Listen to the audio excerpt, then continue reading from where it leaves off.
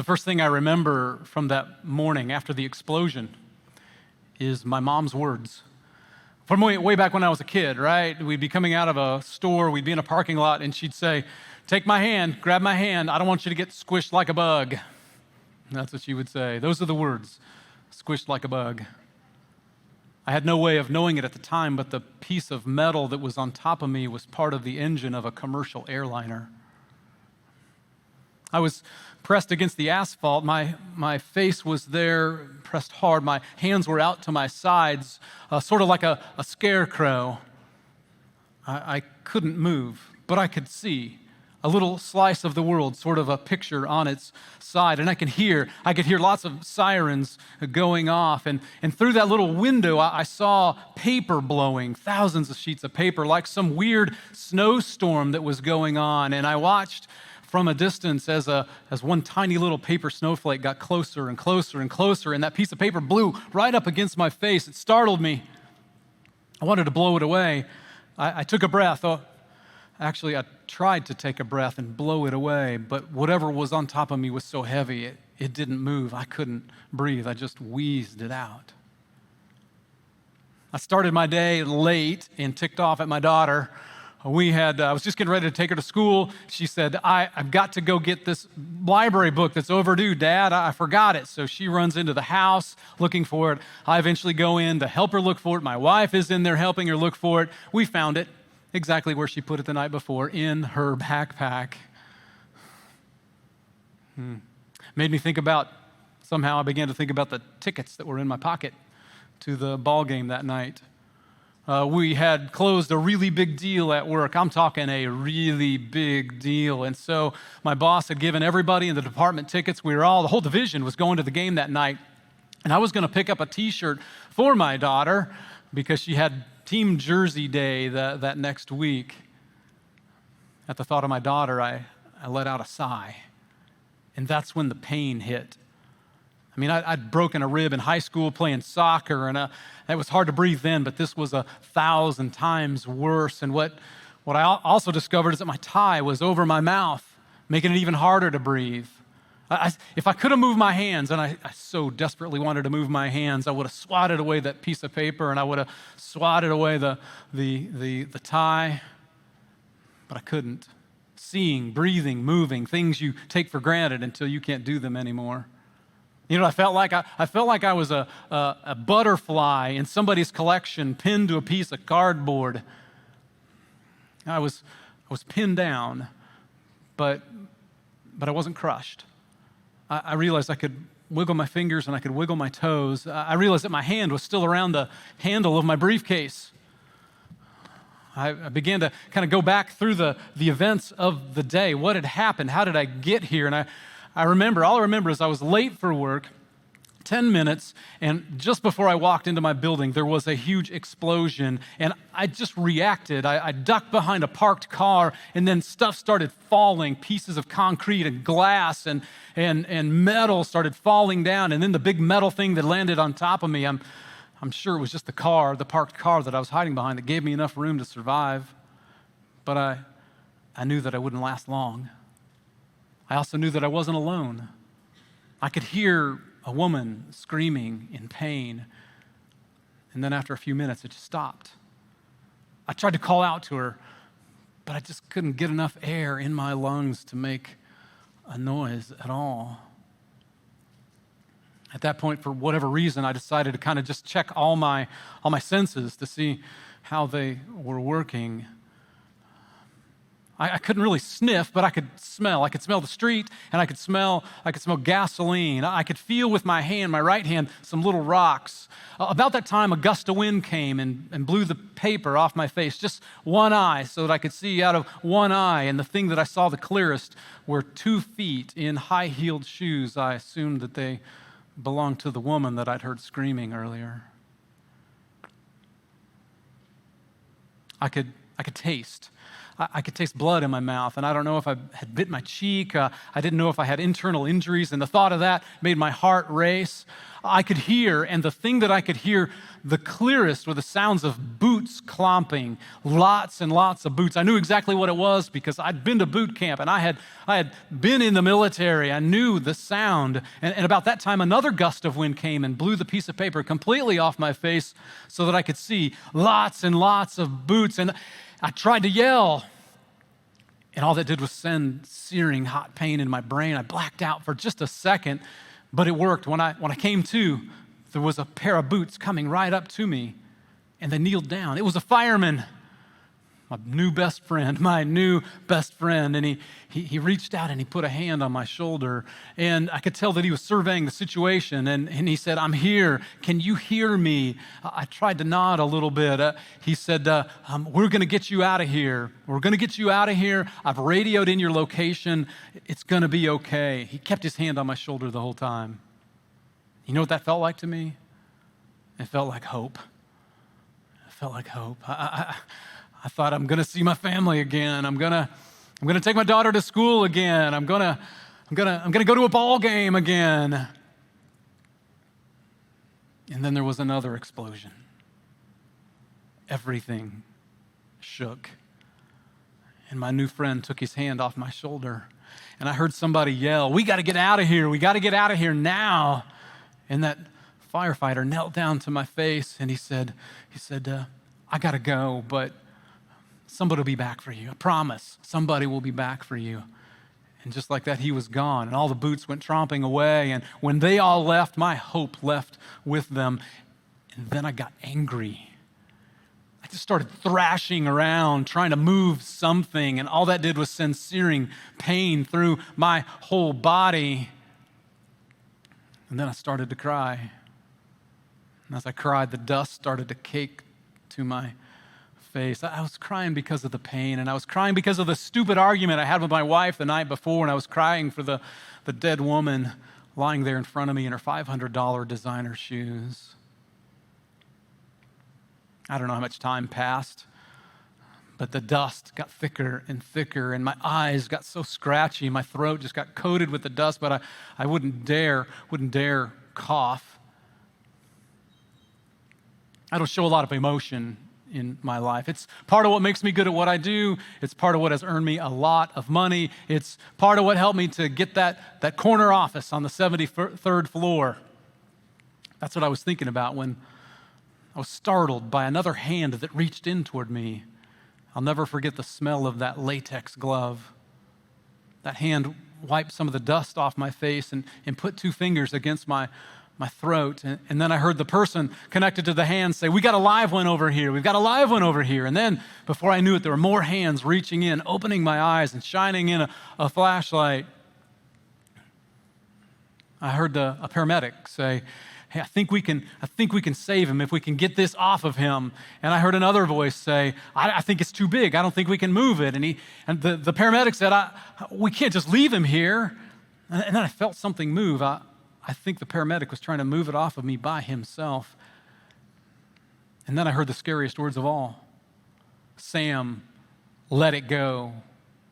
By the time it would take us to save him, think of how many others we could save. And plus, if we got him out, he probably wouldn't survive. He's probably got internal injuries. They were talking about me like I wasn't there. They're talking about my life, my future, my daughters, my wife. The paramedic knelt down to my face. He was so young. And he said, "I'm so sorry. I'm so sorry." He was crying.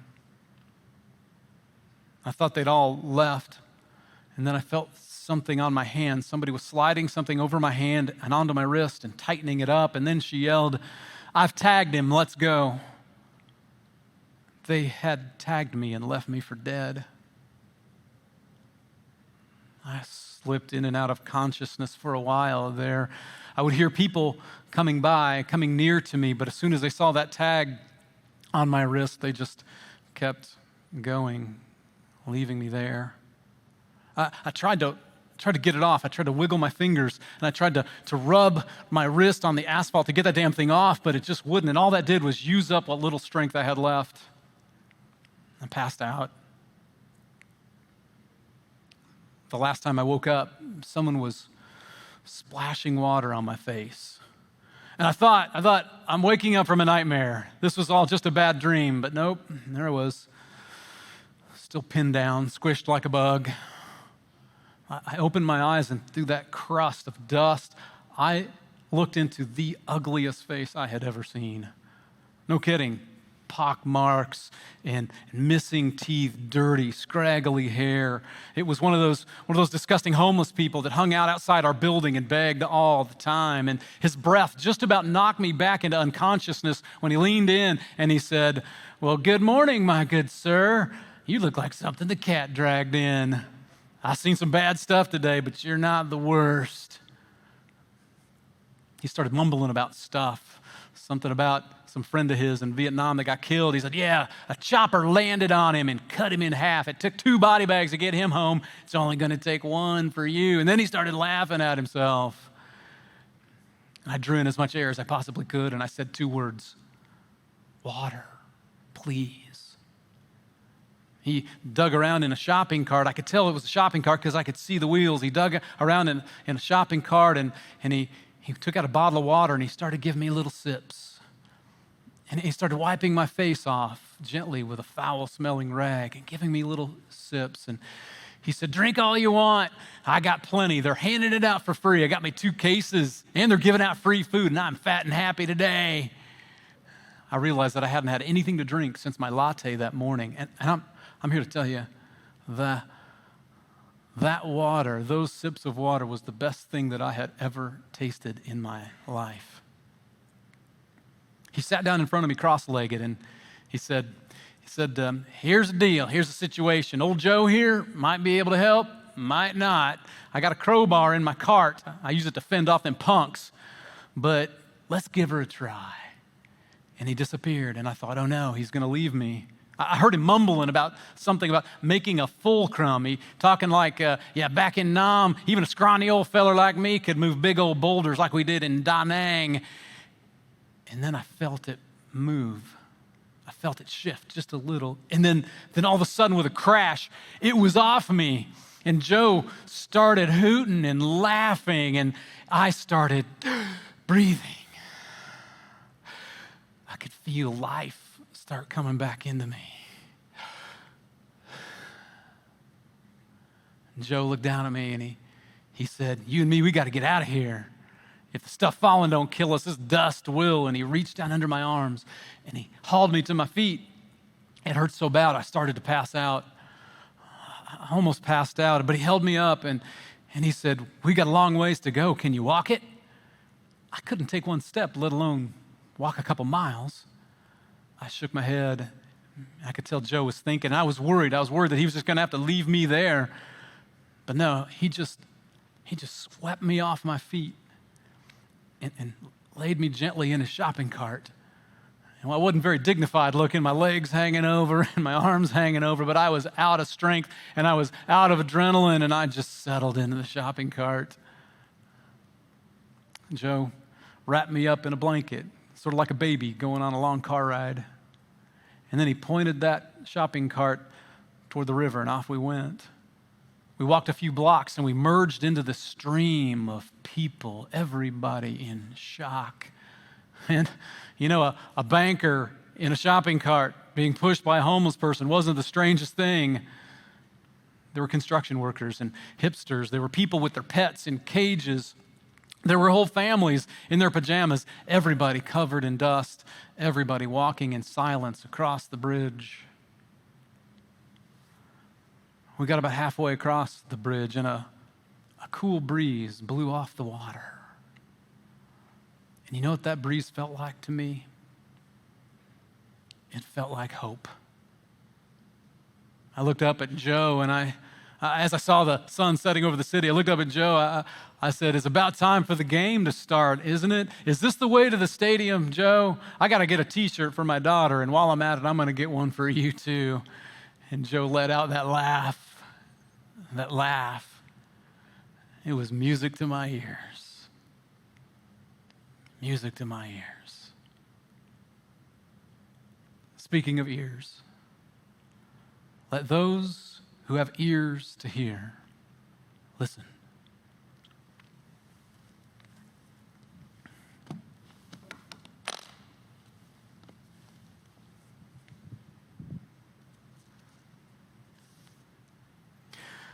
One day, an expert in religious law stood up to test Jesus by asking him a question.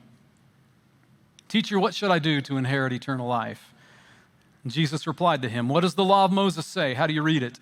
And the man answered, "You must love the Lord your God with all your heart and all your soul and all your strength and all your mind, and love your neighbor as yourself." "Right," Jesus told him, "do this and you will live." The man wanted to justify his actions, so he asked Jesus, "And who is my neighbor?" And Jesus replied with a story. A Jewish man was traveling from Jerusalem down to Jericho, and he was attacked by bandits. They stripped him of his clothes, they beat him up, left him half dead beside the road. By chance, a priest came along, but when he saw the man lying there, he crossed to the other side of the road and passed him by. A temple assistant walked over and looked at him lying there, but he also passed by on the other side. Then a despised Samaritan came along, and when he saw the man, he felt compassion for him. Going over to him, the Samaritan soothed his wounds with olive oil and wine and bandaged them. Then he put the man on his own donkey and took him to an inn, where he took care of him. The next day, he handed the innkeeper 2 silver coins, telling him, "Take care of this man, and if his bill runs higher than this, I'll pay you the next time I'm here." Now, which of these 3 would you say was a neighbor to the man who was attacked by the bandits? Jesus asked. The man replied, "The one who showed him mercy." Then Jesus says, "Yes, now go and do the same." Let those who have ears to hear listen. And for today, that's the good news. In the name of the Father, and of the Son, and of the Holy Spirit. Amen.